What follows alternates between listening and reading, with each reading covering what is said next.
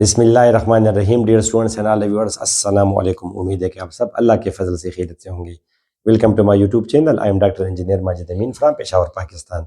Class 9 हमने start किया हुआ है, उसका पोर्शन है ज्योमेट्री, जिसमें हमने ये चैप्टर स्टार्ट किया हुआ है ratio and proportion of triangles.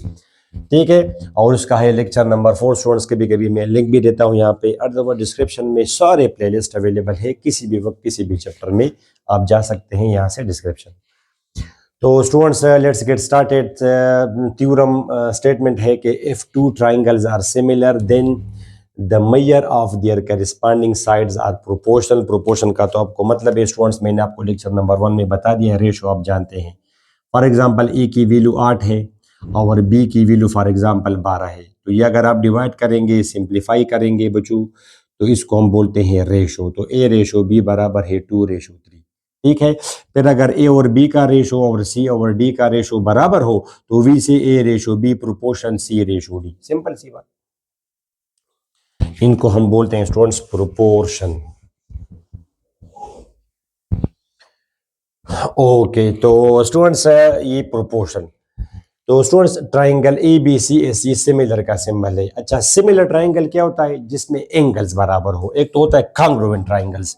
अब फॉर एग्जांपल यहाँ पे मैंने ये स्केल लिया स्टूडेंट्स, आपके सामने है, लेट्स से इससे मैंने ये यहाँ पे रखा, ये तो ऑलरेडी 90 डिग्री एंगल है स्टूडेंट्स। आप देख सकते हैं ये तो अंडरस्टूड है कि ये 90 डिग्री एंगल है फॉर एग्जांपल ये, और यहाँ पर मैंने दोबारा फिर बनाया 90 डिग्री एंगल।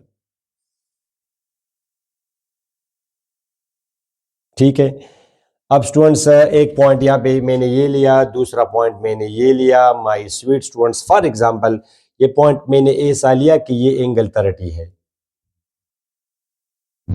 तो फिर अंडरस्टूड है कि ये एंगल 60 होगा। Sum of the three angles is 180, ये तो 90 है। अच्छा, और फिर मैंने यहाँ पे लिया, वो मैंने वो स्केल रखा डी, और यहाँ पे आपने 30 डिग्री एंगल बनाया फॉर एग्जांपल। तो अब ये दोनों ट्राइंगल्स क्या है? They are not congruent, they are similar in, they have the same angles.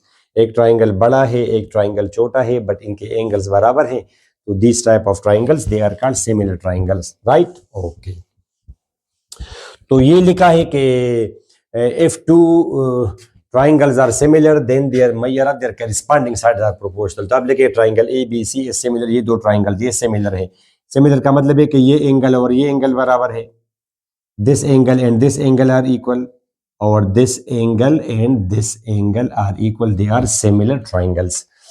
Angle A is equal to angle D, angle B is equal to congruent to angle E, और angle C is congruent to, equal का मतलब है congruent, वो तो understood है। तो prove, अब इसका क्या मतलब है स्टूडेंट्स की? करिस्पॉन्डिंग, करिस्पॉन्डिंग मतलब है कि इस साइड की करिस्पॉन्डिंग साइड ये है और इसकी ये है। ठीक है, तो इन दोनों का रेशो और इन दोनों का रेशो बराबर होगा। Measure A B divided by measure D E is equal to measure B C, measure B C divided by E F is equal to measure A C divide by measure D F. इन दोनों को divide करें, कोई जवाब आएगा। Let's say just for sake of your understanding, ये 8 है students और ये फॉर एग्जांपल 12 है। मिसाल के तौर पर स्टूडेंट्स, ये अगर ये 4 है फॉर एग्जांपल, मैंने समझा दिया ये 4 है, ये इसको आप 4 ले तो ये फिर 6 होगा, रेशो बराबर होगा। ठीक है, इसको इस पर डिवाइड करें 8/12 और इसको इस पर डिवाइड करें 4/6, दे विल बी इक्वल। 2/3 ये भी है और ये भी 2/3 है, रेशो विल बी इक्वल। फिर आप ऐसा भी कह सकते हैं कि this divide by this is एक ही ट्राइंगल में आप करें, ये साइड आप इस पर डिवाइड करें और ये साइड आप इस पर डिवाइड करें, तब भी ठीक है।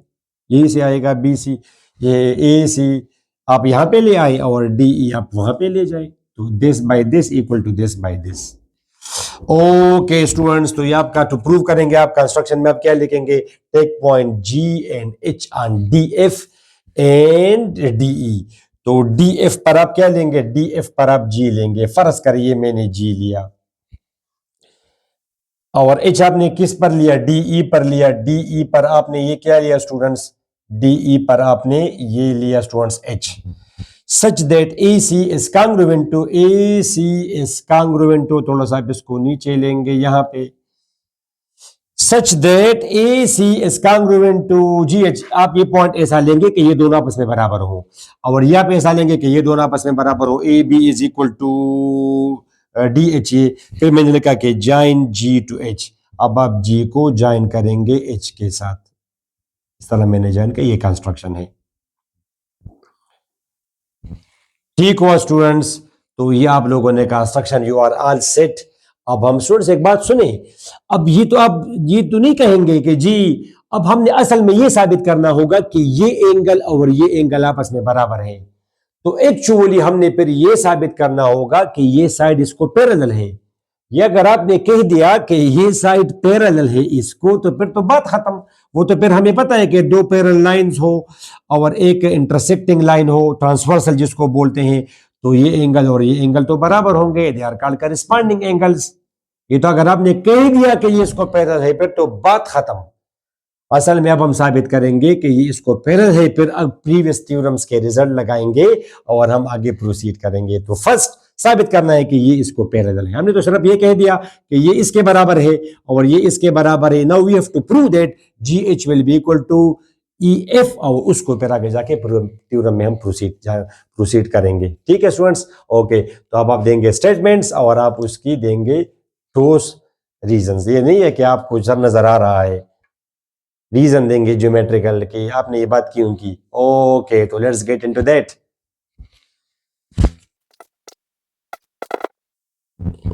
ऑल राइट स्टूडेंट्स, अब आप लिखेंगे in triangle A B C corresponding to triangle D H G. ये एंगल और ये एंगल आप करिस्पॉन्ड करेंगे। फर्ज करें इस एंगल को मैंने 1 कहा। ठीक हुआ स्टूडेंट्स, तो पहली बात तो ये है माय स्वीट स्टूडेंट्स के angle AC side is congruent to GH। ये लिखना कि कांग्रुएंट है या ऐसा लिखना कि measure of AC is equal to measure of DG एक ही चीज है। वैसे फर्स्ट चैप्टर में जब हम ज्योमेट्री पोर्शन स्टार्ट कर रहे थे, बताया था आपको कि कांग्रुएंट और इक्वल में क्या फर्क है। यू कांट से कि this is equal to this, measure of this is equal to this, पर ठीक है, वो तो फिर आप उस लेक्चर में जाएं। तो AC is congruent to DG। ठीक है स्टूडेंट्स, आप लिखेंगे कंस्ट्रक्शन, तो कंस्ट्रक्शन में है, और AB is congruent to DH, ये भी कंस्ट्रक्शन में है। ओके, और angle A is congruent to angle D। Angle A is congruent to angle D, तो गिवन है। तो इसका मतलब ये फिर हुआ कि triangle ABC is congruent to triangle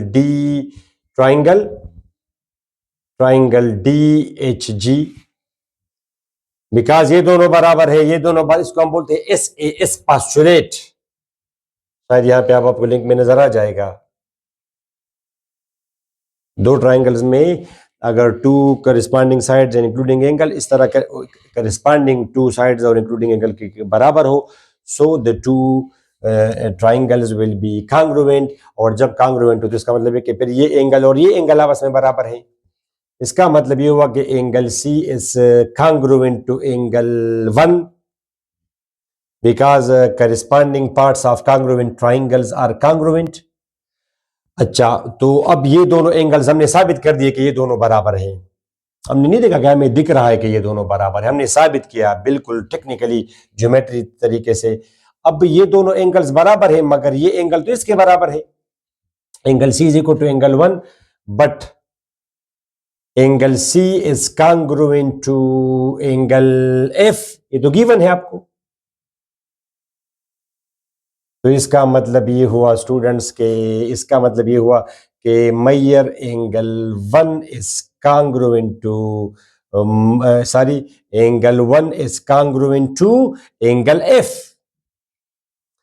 और जब आपने ये दोनों साबित कर दिए कि ये दोनों कांग्रुएंट है, तो इसका अब ये मतलब हुआ कि ये साइड इसको पैरेलल है। बिकॉज स्टूडेंट्स आपको पता है कि पैरेलल लाइंस तीसरी इंटरसेक्टिंग लाइन ट्रांसवर्सल के साथ एक जैसे एंगल्स बनाती हैं। अगर ये दोनों लाइंस पैरेलल ना हो फिर तो this angle and this angle will not be equal, एक ज्यादा है एक कम है। तो जब आपने साबित कर दिया कि ये दोनों एंगल्स बराबर है, इसका ऑटोमेटिकली मतलब ये हुआ कि ये ट्रांसवर्सल है और ये दोनों लाइंस पैरेलल है। इससे अब साबित हुआ कि G H is parallel to E F, यानी 1/f ये करिस्पॉन्डिंग एंगल्स है। यहां पे आप लिख सकते हैं I E angle 1 and angle F are corresponding angles. ऐसा ना हो कि शुरू में आप लिखेंगे ये करिस्पॉन्डिंग एंगल्स है, आपको क्या पता था कि इसको पैरेलल है या नहीं है।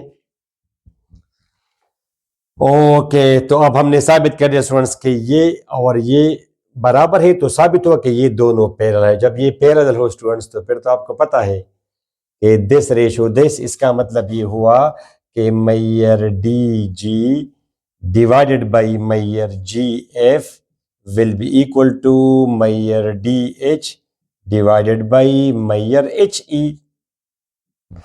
ये साइड डिवाइड करेंगे इस पर और ये डिवाइड करेंगे इस पर। ये तो स्टूडेंट्स आप लोगों ने साबित किया कि parallel a line segment parallel to one side of a triangle.